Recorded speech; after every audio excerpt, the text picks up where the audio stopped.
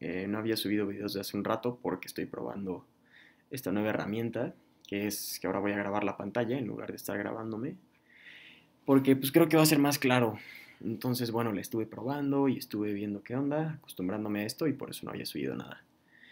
Pero bueno, ya regresé y lo que quiero probar es una cosa que nos dicen a todos los que hacemos matemáticas, pero a muchos no saben por qué pasa, y es que el conjunto de todos los conjuntos, ¿no? Conjunto de todos los conjuntos, esto no es un conjunto, ¿no? ¿Y por qué no es un conjunto? El conjunto de todos los conjuntos no es un conjunto.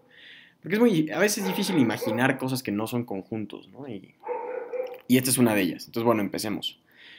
La historia empieza con Cantor y Frege, ¿no? Que son los que empiezan con la teoría de conjuntos, y ellos dicen, en la definición de conjunto, esto es por ahí de finales del siglo XIX, principios del siglo XX, ¿no? Y ellos definen que un conjunto es toda cosa que pueda ser atribuida a una propiedad, ¿no? Entonces, por ejemplo, yo puedo pensar en el conjunto de X tal que X es una silla, ¿no? Pues sí, porque eso es una propiedad, ¿no? Ser una silla es una propiedad. O puedo pensar en los números reales, tales que son soluciones a la ecuación, qué sé yo, bueno, que x es igual a 23 más 1, ¿no? Esto, por supuesto, es el 24, ¿no?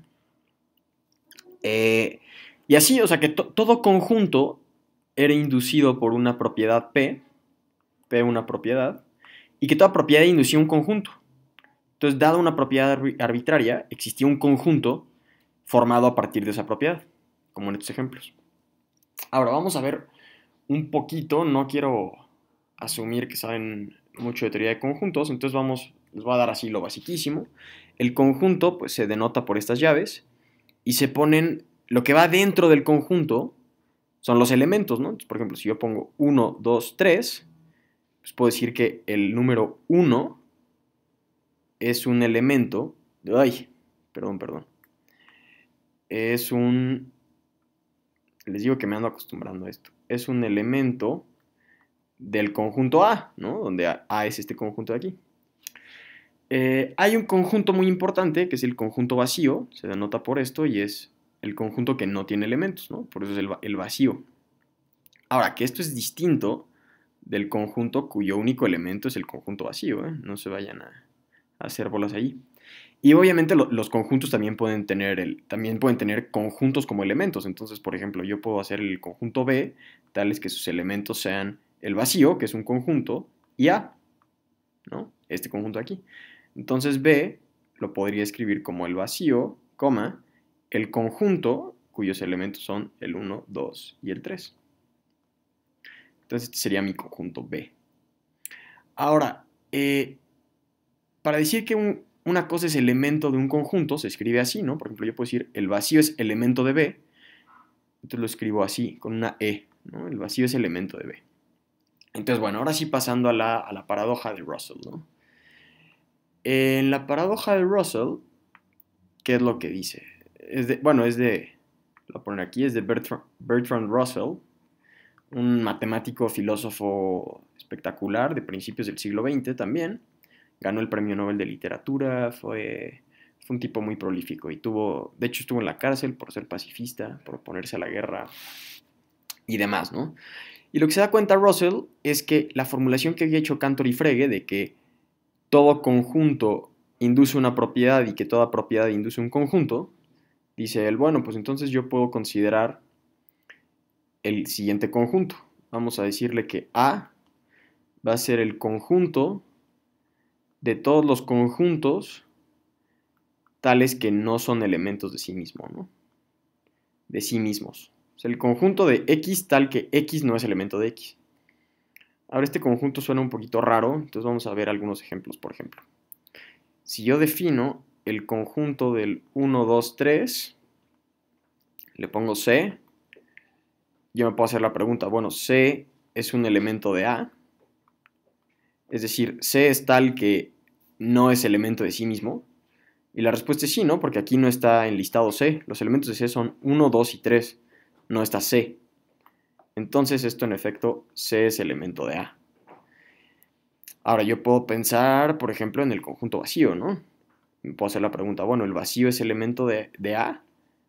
Es decir, ¿el vacío es tal que el vacío no esté en el vacío? Y la respuesta también es sí, ¿no? El vacío no tiene elementos, entonces por supuesto que no está en sí mismo. Pues si estuviera, tendría un elemento, sí mismo. Y entonces no sería el conjunto vacío. Entonces sí, el vacío está en A. Así es. Chin, chin. Muy bien. Ahora, y como nos podemos hacer esa pregunta para todos los conjuntos, pues me la puedo hacer para A misma, ¿no? Entonces yo puedo preguntarme, bueno, a ver, ¿A es un elemento de A? Es decir, A es tal que A no está en A. Pues para responder esta pregunta vamos a suponer, vamos a ver qué pasa si decimos que A no está en A, ¿no? Supongamos que A no está en A. Entonces, A es un conjunto tal que no está en el conjunto de todos los conjuntos que no están en sí mismos. Bueno, pero A es este mismo conjunto, entonces A no está en el conjunto de todos los conjuntos que no están en sí mismos. Entonces significa que A está en sí mismo, ¿no? Pues si no estuviera en sí mismo, entonces estaría en A. Pero como no está en A, entonces tiene que estar en A. Y pues esto por supuesto que es una contradicción, ¿no? ¿Cómo podemos partir de que no está? Bueno, llegamos a que está. Y ahora fíjense qué pasa si A está en A. Si pensamos que A es un elemento de A, entonces A es un conjunto tal que no está en sí mismo. Es decir, A no está en A. ¿Sí? Pero ya se dan cuenta de lo que pasa. Pero si A no está en A, entonces por la implicación de aquí, A tiene que estar en A. Pero si A está en A, por la implicación de acá, A no puede estar en A. Entonces esto es lo que se llama un círculo vicioso, ¿no? En lógica. Y esto es una contradicción, por supuesto. No puedes tener círculos viciosos, ¿sí? Entonces, por ejemplo, si no está, tiene que estar. Y si está, no, tiene que no estar. Entonces, ¿qué es lo que nos está diciendo aquí? Que es la idea que tiene Russell, que es bastante brillante. Lo que nos dice es, fíjense, nosotros no podemos definir un conjunto de esa forma. Porque si no, va a haber conjuntos como A que no están bien definidos. A no está bien definido. ¿Sí? ¿Vale? ¿Y esto qué tiene que ver con el conjunto de todos los conjuntos? Pues ahí va. El problema es que después, bueno, no el problema, más bien la solución que le dan a este problema son unos matemáticos que se llaman Zermelo y Frenkel. Frenkel, siglo XX, que dicen, bueno, es que toda propiedad, decir que toda propiedad induce un conjunto y todo conjunto induce una propiedad está mal. Esto no se puede decir. Pero lo que sí podemos decir es, imagínense que tenemos un conjunto ya bien definido, un conjunto omega. Lo que sí puedo decir es, una vez que omega está bien definido, yo sí puedo hablar del conjunto de los elementos de omega, tales que los elementos de omega cumplen P, una propiedad. ¿Sí? Esto sí lo puedo hacer, o sea, lo que no puedo hacer es de la nada crear una propiedad que me induzca un conjunto. Pero dado un conjunto ya bien definido, sí puedo hablar de los elementos de ese conjunto que ya está bien definido, tales que cumplen esta propiedad. Entonces, por ejemplo, yo me puedo agarrar el conjunto de los naturales, ¿no? Que es un conjunto que está bien definido. ¿Sus elementos cuáles son? El 0, 1, 2, 3, etcétera, ¿no? Entonces yo puedo decir, bueno, me puedo agarrar el conjunto de los elementos en los naturales tales que X es par, ¿no? X es de la forma 2n.